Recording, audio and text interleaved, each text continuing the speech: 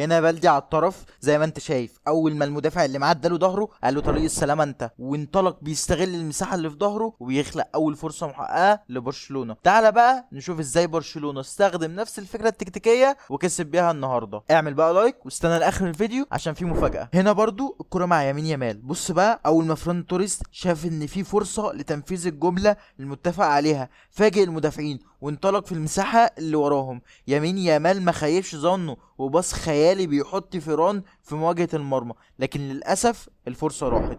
نفس الفكرة التكتيكية، واخد لي بالك هنا بقى يمين يامال سحب الراجل بتاعه على الطرف زي ما انت شايف، ساحب المدافع كمان معاه عشان يفضي لنفسه المساحة زي ما هو موضح في الصورة. بيلمح بس بدري هينفذ الجملة اللي متفقين عليها، فيلا بينا نجري، يلا بينا. بدري بيعمله باص ولا اروع، ماركة بدري الباص ده واولمو هو والجون، ومن الجملة دي بيكسبوا ضربة جزاء مستحقة. بيخش اولمو وبكل ثقة بيضيف الجون التاني لبرشلونة. هنا الكرة مع ايريك جارسيا وفيران توريس بينزل يستلم، لكن بص بقى في اللحظة دي فيرمين بيتحرك فين. هانزي فليك محفظ كل لعيبة برشلونة الفكرة دي تحديدا، لكن التنفيذ هو اللي بيفرق. للأسف فيران لعب الباص بشكل وحش وضاعت الفرصة.